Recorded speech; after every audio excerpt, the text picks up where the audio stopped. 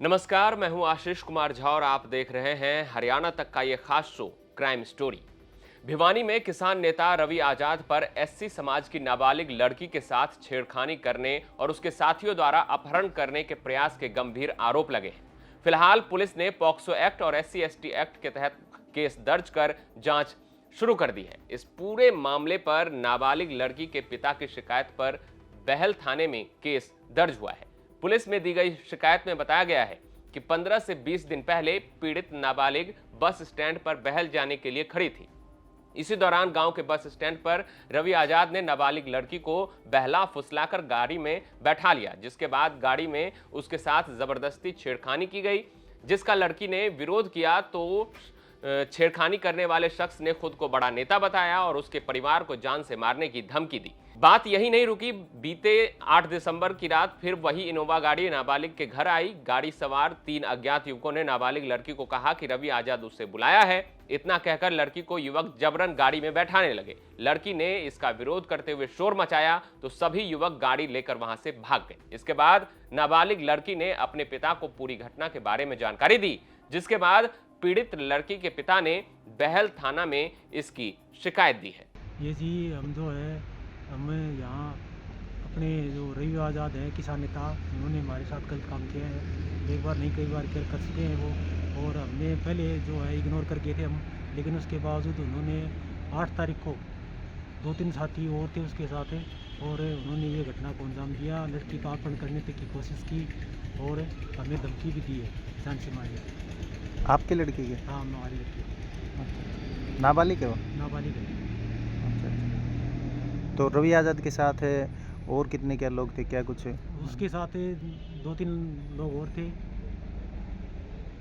तो पहले भी कोई वारदात हुई है या पहले? हाँ, पहले भी आए थे, पहले भी इस प्रकार की 1-2 बार घटना हो चुकी है और उसके बाद ये 8 तारीख को जो उन्होंने अपहरण करने की कोशिश की। तो आज DSP साहब के सामने बयान हुए, तो क्या कुछ उन्होंने आश्वासन दिया है? DSP साहब से हम मिले हैं, गुड़िया ने बयान दिए हैं और आश्वासन दिया है कि हम जो है इसके खिलाफ उचित कार्रवाई करेंगे। इस मामले की शिकायत मिलने के बाद पुलिस ने पॉक्सो एक्ट समेत SC ST एक्ट में मामला दर्ज कर लिया है और जांच भी शुरू कर दी जा चुकी है। इस पूरे मामले पर DSP क्राइम अनूप कुमार ने बताया कि आरोप किसान नेता रवि आजाद पर लगा है।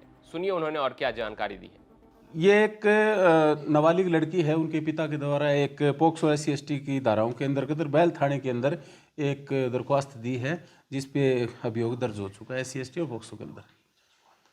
क्या प्रोफाइल है सर जिस व्यक्ति के खिलाफ ये हुआ है? ये किसान नेता है जी, रवि आजाद है, लोहारू से है।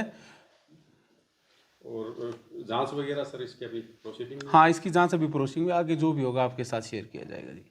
नाबालिग लड़की से छेड़छाड़ के इस मामले के सामने आने के बाद अब किसान नेता रवि आजाद ने अपने फेसबुक पेज पर लाइव आकर अपनी सफाई दी है, जिसमें उन्होंने खुद को निर्दोष बताया है। रवि आजाद करीब 23 मिनट तक फेसबुक पर लाइव थे, जिसका एक छोटा सा हिस्सा हम आपको दिखाएंगे, जिसमें वो बोल रहे हैं कि ना तो वो उस नाबालिग लड़की को जानते हैं और ना ही नाबालिग लड़की के पिता को वो जानते हैं। साथ ही रवि आजाद ने पूर्व बीजेपी मंत्री JP दलाल पर इस मामले में खुद को फंसाने का आरोप लगाया है।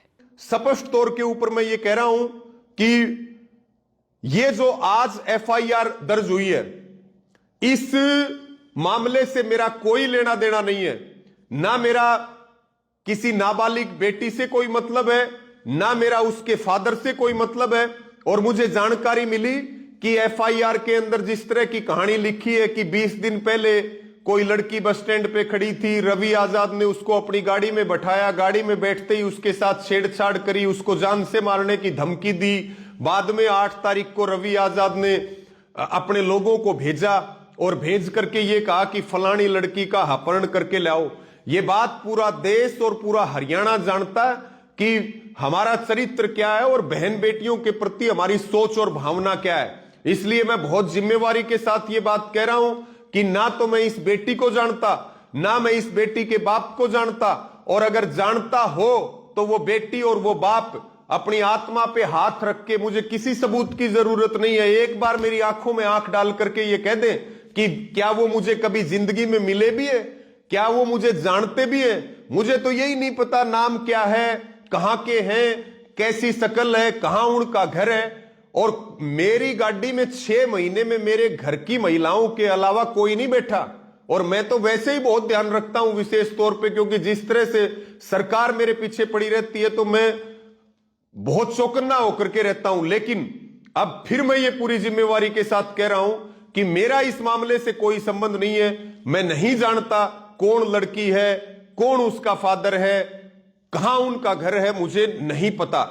ये केवल और केवल मेरे से राजनीतिक दुर्भावना का बदला लेने के लिए, और बिल्कुल मैं इस बात को स्पष्ट कर रहा हूं कि सीधे तौर पे पूर्व मंत्री जेपी दलाल जिम्मेवार है, उसके लोग जिम्मेवार हैं। और मैं सरकार को भी ये कहूंगा कि अगर सरकार इस पूरी घटना में अगर शामिल नहीं है तो हरियाणा की सरकार को यह बात बिल्कुल स्पष्ट रूप से क्लियर करनी चाहिए कि उनका एक पूर्व मंत्री और सरकार का मौके पे प्रतिनिधि किस तरह से दुर्भावना से मेरे खिलाफ काम कर रहा है।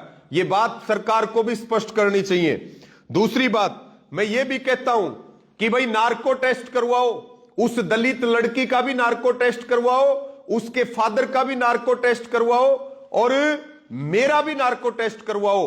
और अगर कोई भी मेरा दोष मिलता है तो मैं इस बात को पूरी जिम्मेदारी के साथ कह रहा हूं कि मुझे जो है किसी कानून, पुलिस की या न्यायालय से सजा सुनाने की जरूरत नहीं है। यह समाज से मुझे फांसी पे लटका दे, अगर 1000 किलोमीटर तक भी अगर मेरा कोई दोष और मेरी कोई इन्वॉल्वमेंट इसके अंदर साबित कर दे। किस तरह से जो है, जहां मैं सपने में भी नहीं सोच सकता कि ऐसी कोई साजिश हो सकती है, और फिर इस प्रकार से एक दलित बेटी को बीच में ला करके।